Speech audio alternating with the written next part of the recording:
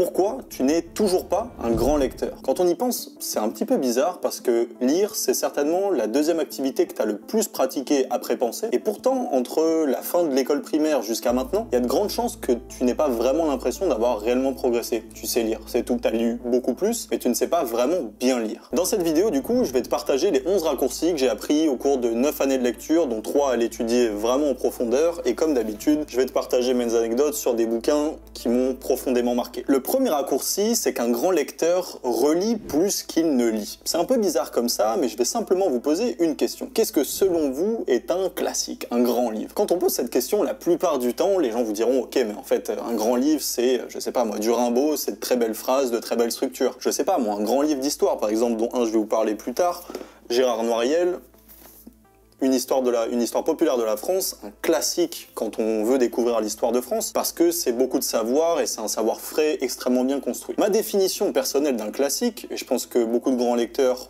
sont plutôt d'accord autour de ça, c'est que c'est un livre d'une profondeur infinie. Maintenant, quand on a cette base de définition, le premier paradoxe qu'on va trouver, c'est qu'aujourd'hui, quand vous intéressez à la lecture, ce que vous consommez probablement sur YouTube, c'est que parfois, il y a une logique extractiviste, une logique à voir un livre, n'importe quel livre d'une certaine manière, comme un consommable. On va appliquer des objectifs d'extraction, un peu style Pareto, vous devez souvent l'entendre parler, enfin voilà, c'est comment est-ce que, en le moins de temps possible, je vais capter un maximum d'informations. La logique est bonne, la logique est très intéressante, mais quand ça s'applique à des classiques, quand on parle d'une profondeur infinie, gigantesque, cette logique-là d'extraction, de suroptimisation, elle est contradictoire dans les termes. Elle ne peut, par définition, pas fonctionner. De la même manière que c'est impossible de capturer la beauté de la Joconde ou de grands classiques comme Nicolas Poussin en un seul regard, c'est impossible de capter la richesse d'un grand livre en une seule lecture. Pourquoi est-ce que ça, aujourd'hui, c'est un vrai problème chez la plupart des lecteurs que je rencontre, c'est qu'en fait, ils appliquent des logiques extractivistes et des lectures que moi j'appelle linéaires, au sens où ils ne moduleront pas leur attention au fur et à mesure des passages, ils les liront et les navigueront d'une certaine manière, ils pourront naviguer dans un classique comme, je ne sais pas, on va parler de l'éthique à Nicomaque tout à l'heure, ils pourront naviguer dans l'éthique à Nicomaque, un classique qui a pris la tête de centaines de milliers de philosophes sur 2000 ans d'histoire, et ils le liront de manière extrêmement continue, les pages étant à leurs yeux toutes les mêmes, avec toute la même richesse, toute la même utilité. C'est fondamentalement inadapté, et simplement ça ne leur permettra pas de tirer tout le jus, justement, de ce que Aristote a pu plonger dans ce bouquin. Et c'est ça qui est très intéressant, parce que maintenant que vous savez ce qu'un lecteur lambda va faire, on va pouvoir créer par parallèle ce qu'un grand lecteur, au contraire, va pouvoir faire. D'abord, ce qu'un grand lecteur va s'efforcer à faire, c'est comprendre que la première lecture n'est pas du tout, enfin oui justement, la première lecture. Elle appelle à de plusieurs autres lectures qui, elles, vont permettre de capturer les zones d'ombre qui ont été naturellement laissées à la première lecture, mais en sachant qu'il y a une première et plusieurs autres lectures qui vont suivre, le grand lecteur va être stratège, fondamentalement stratégique dans sa démarche. Ayez toujours ça en tête, c'est ce que j'apprends à travers mes cours ou mes formations, mais c'est simplement qu'à la première lecture qu'il s'agit de comprendre dans quoi on va se plonger. Surtout quand vous aimez vous plonger par les classiques, j'imagine que la plupart d'entre vous en ont envie, c'est ce que tout le monde a envie de faire quand on commence à lire simplement. D'abord, cherchez à comprendre un petit peu le contexte, l'auteur, les volontés, les modalités d'écriture du bouquin. Qui est l'auteur, mais pas qui au sens du premier paragraphe que vous allez voir sur Wikipédia. Ça c'est cool, mais c'est une bonne introduction. Déjà, si vous faites ça, c'est bien, mais allez un petit peu plus en profondeur. Combien d'œuvres est-ce qu'il a écrit? Sur quel type de sujet? Dans quel type de contexte? Quelles ont été ses influences? Bref, tout un tas de questions qui va vous permettre déjà de vous dire ok, c'est que cette première lecture, c'est une lecture d'introduction. Et en sachant ça, simplement déjà, vous n'allez pas forcer votre cerveau à vous dire ok, il faut que je comprenne les génies de la Joconde ou de Mona Lisa d'un seul coup de regard. Non. Il s'agit d'être humble face au grand livre, c'est ce qu'un grand lecteur est à mes yeux, c'est qu'il va s'agir de comprendre que c'est une montagne qu'il va s'agir de gravir, et la montée étape par étape, de manière stratégique, c'est ce qui va vous permettre d'en tirer le jus, et ce qui va vous permettre d'en tirer le savoir sur le long terme. C'est uniquement ça. Donc le grand lecteur, avant sa lecture, il va préparer sa lecture, va bien la préparer, et ensuite, seulement ensuite, lorsqu'il se plonge dans sa première lecture, il va accepter de moduler son attention, de se concentrer davantage sur des passages qui l'intéressent vraiment, peut-être les passages qui sont les plus accessibles quand on parle d'un grand classique comme l'Éthique à Nicomaque, et par la suite, il va accepter simplement que sur certains autres passages, il accepte de ne pas dépenser son temps ni toute son énergie sur des chapitres peut-être plus complexes. Quand on parle de l'Éthique à Nicomaque, c'est un livre fondamentalement porté sur la morale, mais quand on y réfléchit, il y a évidemment d'autres sujets qui vont être touchés dans ce livre-là, et peut-être que ces autres sujets vont vous faire perdre du temps, vont vous faire perdre de la concentration. C'est peut-être pas écrit de la manière optimale pour vous à cette première lecture, donc vous pouvez simplement moduler votre attention, et ensuite, à la seconde, la troisième, la quatrième relecture, vous tirez encore plus de plaisir, encore plus de savoir paradoxalement, et ce sont des lectures qui martelleront par l'effet de répétition, comme on en avait parlé dans la bibliothèque mentale, qui martelleront les connaissances dans votre mémoire. C'est ça la première leçon à comprendre de ce qu'est un grand lecteur. Ok, deuxième élément, lui il me touche particulièrement à cœur, puisqu'il touche en fait les élèves que j'ai pu rencontrer à travers le tremplin, je vous en parle juste après. L'idée c'est que le grand lecteur connaît ses défauts. Ce pourquoi cette idée elle est si souvent mise de côté, c'est parce que la plupart du temps quand je pose la question à des lecteurs que je rencontre et que je leur dis ok, quels sont tes défauts et sur quoi est-ce que tu essayes de progresser en tant que lecteur, la plupart du temps les gens ne savent pas me répondre. Et en vrai, moi pareil, enfin il y a pas mal de temps, je savais pas du tout sur quoi travailler. Pour moi lire, je savais lire, c'est simple. Je sais balayer mon regard sur des phrases, je sais aller de A à Z, je sais lire. Mais comme je vous l'avais dit dans la vidéo où j'avais fait un recap sur mes 3 années de lecture, en fait, il y a une différence entre savoir lire et savoir bien lire. Et c'est ça qui va différencier, ou c'est ça qui va créer le déclic chez vous d'entre être un simple lecteur, qui est déjà excellent, et je vous en félicite, jamais assez, et commencer à devenir un grand lecteur. Je vais vous donner ces 3 éléments et juste après, on va pouvoir rentrer un petit peu dans chacun d'eux, 3 petites étapes qui vont vous permettre de commencer à faire ce pas, de commencer à connaître vos défauts pour pouvoir travailler dessus. Pour ceux que ça intéresse, j'ai créé le tremplin, le petit truc dont je viens de vous parler, qui est en fait un gros truc pour moi puisque c'est le cours individuel, l'accompagnement personnalisé, individualisé et sur mesure à vos besoins que j'ai créé pour pouvoir aider des lecteurs à devenir de grands lecteurs en corrigeant les défauts qu'ils rencontrent, les difficultés au quotidien que vous pouvez rencontrer et progresser ensemble pour lire plus, plus vite et mieux en fonction de vos besoins, de vos objectifs et de vos intérêts. Donc allez voir cette page si ça peut vous intéresser, tout y est décrit. Le premier conseil pour connaître ses défauts, c'est de faire un état des lieux de la bibliothèque. Alors, quand je dis ça, la plupart des gens me prennent pour un garagiste, ils se disent « Ok, attends, je vais faire un contrôle technique chez ma bagnole ». Non. L'idée de la bibliothèque, c'est que, quand je dis bibliothèque, c'est la pile de bouquins que vous avez déjà lus, que vous avez un peu accessible chez vous si vous avez la chance d'avoir ça. Mais l'idée, c'est de faire ça. C'est de faire petite rétrospection d'une certaine manière. Vous allez revoir un petit peu votre historique et vous allez vous dire, ok, qu'est-ce qui ont été à mes yeux les pépites parmi ces quelques livres? Choisissez-en 5%, 10%, peut-être 1, 2, 3, et essayez de comprendre pourquoi, à vos yeux, ces livres-là étaient des pépites. Et je vous demande pas d'être hypocrite.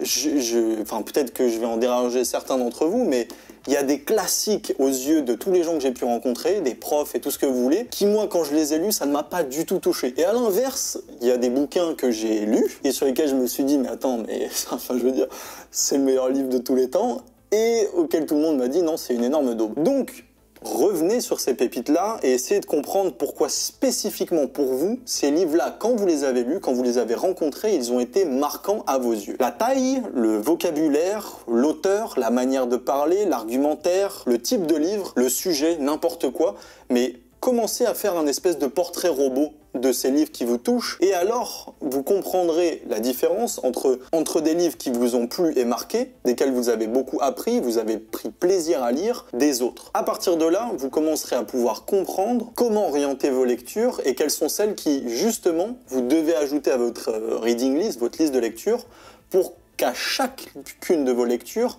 vous puissiez maximiser la progression, le plaisir et l'apprentissage. Dit comme ça semble évident, le truc c'est que j'ai l'impression d'être le seul à conseiller de faire ça, et c'est vraiment un truc qui, moi, je fais à peu près une fois tous les 3 mois, et qui me permet, une fois tous les 3 mois, de faire le point, et de me dire, ok, mais je sais en fait où je vais, je sais quel livre j'achète. Et en fait, ça m'économise aussi pas mal d'argent, parce que j'évite d'acheter des daubes. Deuxième point, combien de temps est-ce que vous mettez pour choisir le livre que vous allez lire? C'est un point super important, surtout aujourd'hui dans une société société ultra consumériste, mais qu'est-ce qui vous pousse à acheter un livre? La plupart d'entre vous, et moi le premier, quand je vois, je sais pas moi, ce truc-là, Nietzsche, la généalogie de la morale, bah à chaque fois il y a de belles peintures sur cette collection, hein, là il y a Part de la bien et mal, etc. C'est toujours de belles peintures, mais ça ne suffit pas. On va pas acheter le bouquin avec la peinture qu'il y a dedans, on va vraiment naviguer. Vous ne devez pas acheter un livre si vous ne l'avez pas ouvert, feuilleté, si vous n'avez pas lu au moins 2-3 pages à l'intérieur. C'est quelque chose de stupide peut-être, mais le truc c'est que vraiment très peu de personnes le font et c'est souvent dommage puisque ça va avoir tendance à vous dégoûter. Le deuxième élément, c'est de se poser la question d'à quel point est-ce que vous avez défini ce que vous recherchez et ce que vous achetez en termes de livres. La plupart des lecteurs que je rencontre dans le tremplin ou même dans mes formations sont des lecteurs que j'appelle impulsifs. Mais c'est un petit peu normal. Aujourd'hui, on est tous des acheteurs impulsifs, compulsifs, on pourrait même dire. L'idée, c'est que, ok, on voit Nietzsche écrit, on s'est toujours dit, oh là là, j'aimerais tellement découvrir Nietzsche, mais en fait, quel bouquin de Nietzsche est-ce que vous achetez? Là, j'ai précisément choisi cet enchaînement entre Ainsi parlait Zarathustra, pardon si vous voyez pas à la lumière, les considérations inactuelles, la généalogie de la morale et Part de la bien et mal.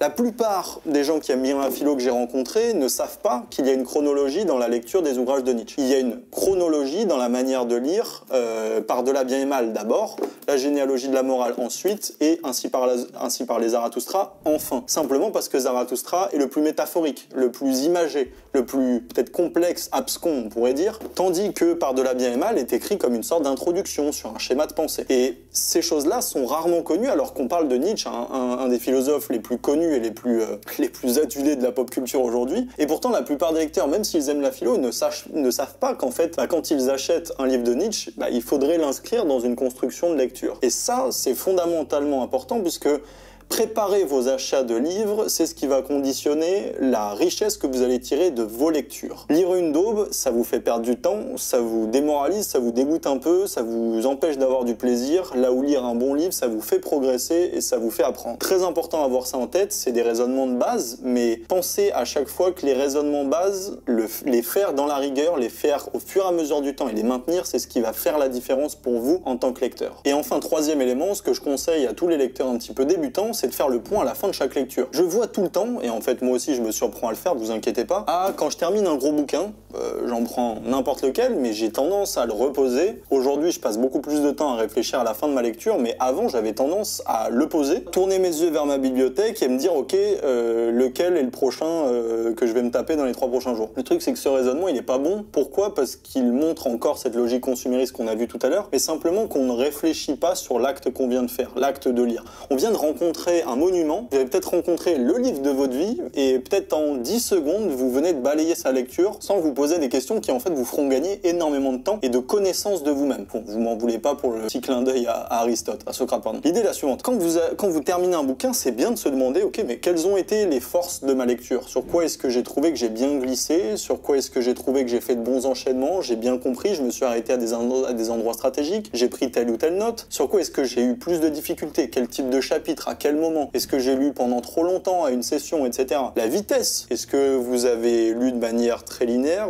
auquel cas c'est rarement bon signe si vous commencez à me connaître. Est-ce que vous avez une bonne rétention, est-ce qu'à la fin de la lecture, quand vous avez terminé cette dernière page, ou peut-être que vous arrêtez au milieu parce que le livre n'était pas très bon, qu'est-ce que vous êtes capable finalement de remobiliser, de vive voix comme ça? Est-ce que c'est précis? Est-ce que c'est plutôt des dates? Est-ce que c'est des personnages? Est-ce que c'est des idées? Qu'est-ce que vous avez pensé de la qualité de l'auteur, de ce qu'il a dit? Est-ce que vous avez des critiques? Bref, tout un tas de questions qu'on faisait à l'école, que vous avez très probablement perdu le réflexe de faire, et qui en fait vous permettent de répondre à cette question un petit peu absurde. Comment est-ce qu'on peut progresser dans une discipline sans savoir ce qui vous fait devenir meilleur? En fait, c'est un petit peu ça que vous faites quand vous enchaînez les livres, comme vous enchaînez les chemises. Vous vous posez pas vraiment la question de savoir ok, qu'est-ce que je viens de rencontrer, qu'est-ce que je viens de faire. Et ça, c'est quelque chose que vous faites très souvent, je sais pas moi, au travail. Vous avez des bilans de fin de période, vous avez des rendez-vous avec votre superviseur pour voir un petit peu si vous avez bien géré la session.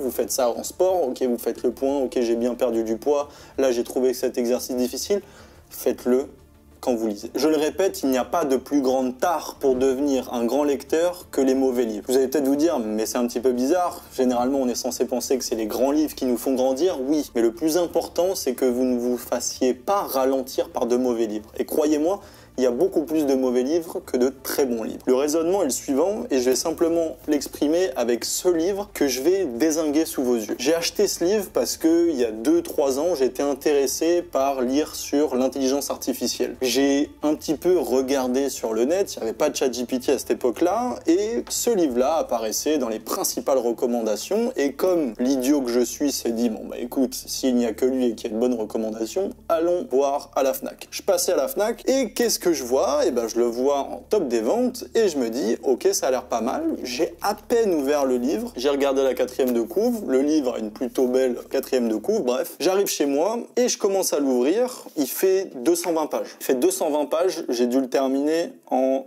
peut-être une petite heure, un peu plus à mon avis. Pourquoi? Parce que c'était le pire livre que j'ai acheté depuis que je commence à acheter des livres. Pourquoi? Parce que j'ose même pas vous dire le prix parce que ça me fait mal au cœur, 18,90 €. J'ai claqué 18,90 € dans un bouquin duquel je voulais trouver des connaissances techniques sur l'intelligence artificielle, le fonctionnement des systèmes neuronaux, bref, des trucs qui m'intéressaient. Et je me suis tombé face à un bouquin dont à peu près 40% des notes et des notes de bas de page étaient des sources comme Wikipédia, YouTube, etc. Le mec a fait son travail de recherche en regardant des pages Wikipédia et des vidéos YouTube. Je m'attendais à plus. J'ai claqué 20 € dans ça. Ça ne me plaisait pas, ça m'a dégoûté. J'ai été tellement frustré que j'ai même pas réussi à aller chercher d'autres livres sur l'intelligence artificielle. Et pour l'instant, je n'ai toujours pas eu l'envie, j'ai perdu l'envie,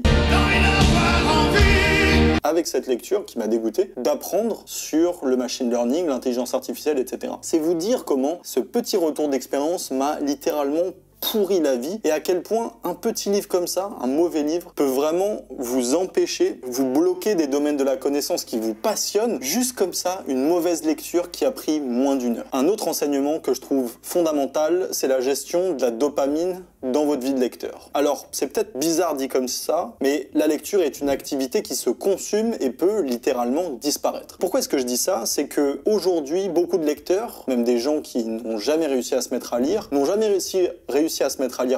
beaucoup de lecteurs ont abandonné la lecture simplement parce qu'ils n'y trouvaient pas leur plaisir. Alors, peut-être que quand vous entendez ça, vous dites « Ok, c'est assez logique, et moi, quand je lis, je prends du plaisir, donc j'ai pas regardé ça. » Ne passez pas ce passage parce que c'est simple, c'est peut-être celui qui va vous faire gagner le plus de temps à mes yeux. Pourquoi? C'est que, à mes yeux, le plaisir est la meilleure arme face à la démotivation. Le plaisir est la source première d'énergie de lecture, d'intelligence et d'apprentissage. Pourquoi est-ce que je vous dis ça? En fait, limite j'ai envie de vous raconter une histoire qui s'est passée en fait dans ma vie, puisque ça parle de cette période où j'ai vraiment découvert une passion pour la lecture, mais une passion assez bizarre, assez malsaine d'une certaine manière. C'était en prépa, et en fait je suis quelqu'un qui depuis très longtemps n'aime pas lire des romans. Par exemple, j'aime pas du tout les histoires. J'ai eu beaucoup de mal avec ça, j'ai eu beaucoup de mal pendant très longtemps. Et les seules lectures que je n'avais, d'ailleurs si vous regardez ma bibliothèque, il y a presque 98% de livres de connaissances. Je les appelle comme ça. Et ce qui est intéressant, et là peut-être la meilleure phrase pour vous raconter ce qui commence à capoter en fait,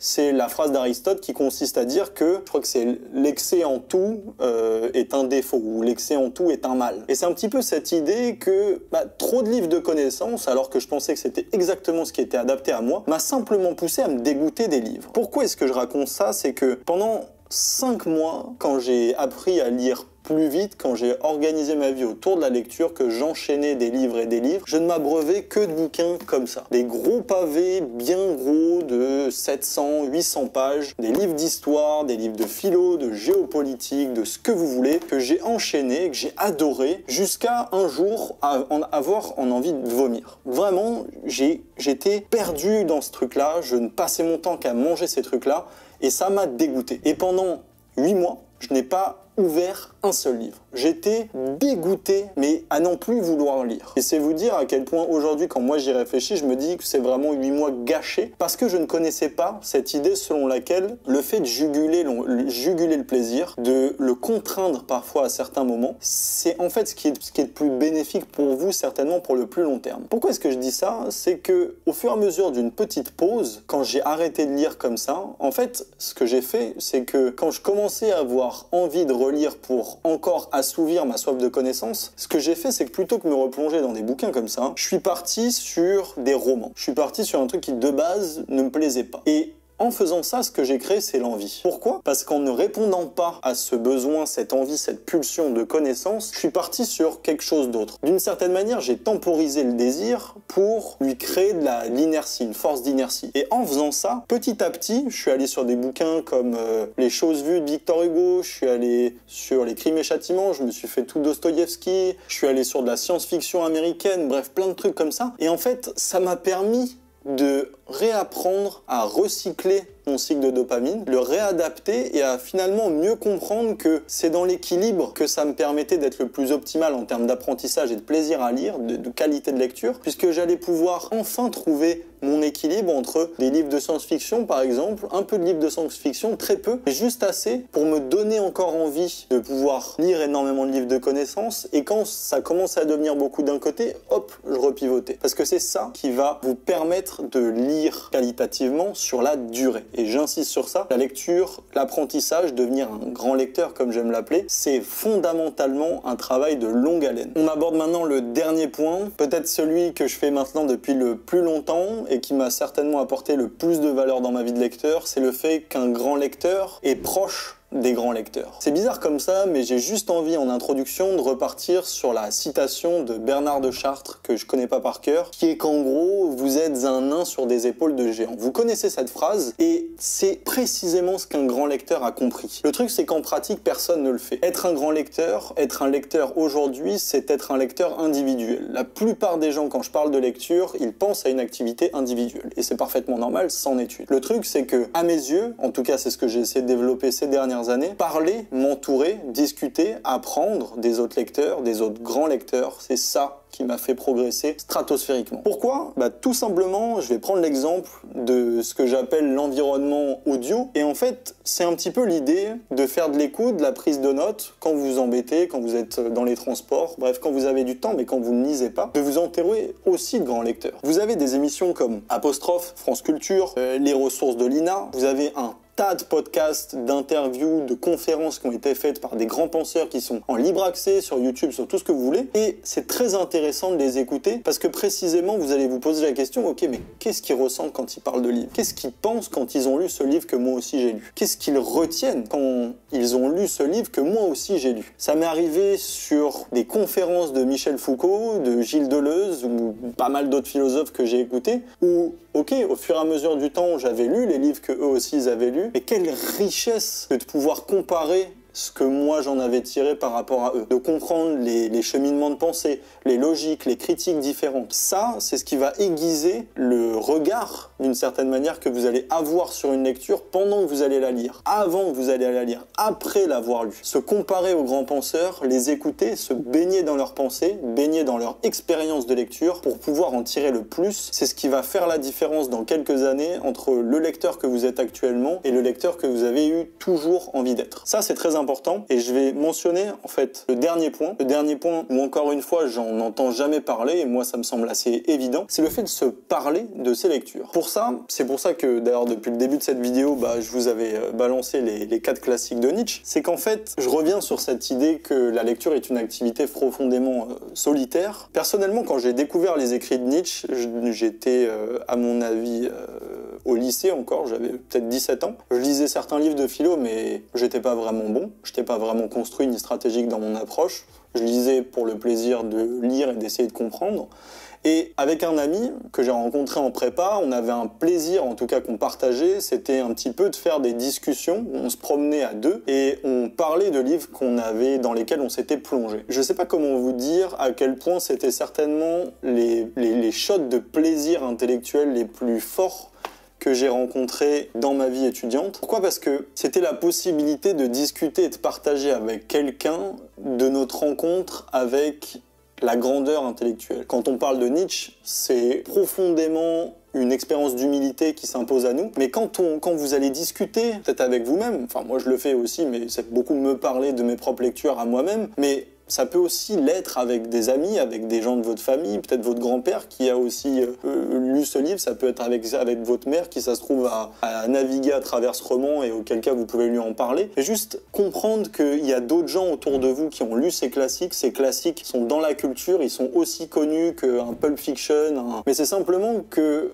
des grands films, on en parle beaucoup, des grands livres, on en parle très peu. Et cette chose-là, c'est vraiment fondamental. Et par exemple, par rapport à Nietzsche, je me souviens avoir discuté finalement avec mon ami et lui avoir dit, tu vois, sur ce passage-là de la généalogie de la morale, je comprends pas, c'est pas clair, ça fait 3 fois que je le relis, j'y ai passé 4 heures, mais ça ne veut pas rentrer, j'arrive pas à comprendre sa logique, etc. Et en fait, juste avec cette question, enfin cette petite remarque que je lui balançais comme ça pendant notre promenade, en fait, il m'a simplement dit, mais attends, c'était quoi ton objectif quand tu lisais ce livre? Moi, ce que je lui ai répondu, c'est que quand j'ai lu la généalogie de la morale à ce moment-là, on était en prépa, et je voulais lire Nietzsche pour mieux comprendre Dostoïevski. Bon, une stratégie comme une autre. Mais le truc, c'est que il m'a dit, mais attends, pourquoi tu t'acharnes sur ce passage qui parle de l'éternel retour? Je sais plus sur quoi c'était, mais je crois que c'était sur l'éternel retour, alors que ça ne va aucunement t'aider pour comprendre le livre de Dostoïevski que tu es en train de bouquiner. Et il m'a fallu la parole d'un ami, la parole d'un proche pour que je puisse comprendre ça et pour que que ce blocage puisse me passer au-dessus. Et c'est ça, en fait, la beauté de discuter avec d'autres lecteurs, c'est que vous allez progresser ensemble, vous allez découvrir des manières de comprendre, des manières de lire, vous allez sauter des obstacles beaucoup plus facilement, simplement en en parlant. Et à mon sens, ça va dans le sens de ce que j'essaye de faire avec Sensen, mais c'est ce qui permet de perpétuer une passion pour la lecture, perpétuer la connaissance de livres dans la culture, et ça ne peut être que bénéfique pour vous, mais aussi à l'échelle de la société.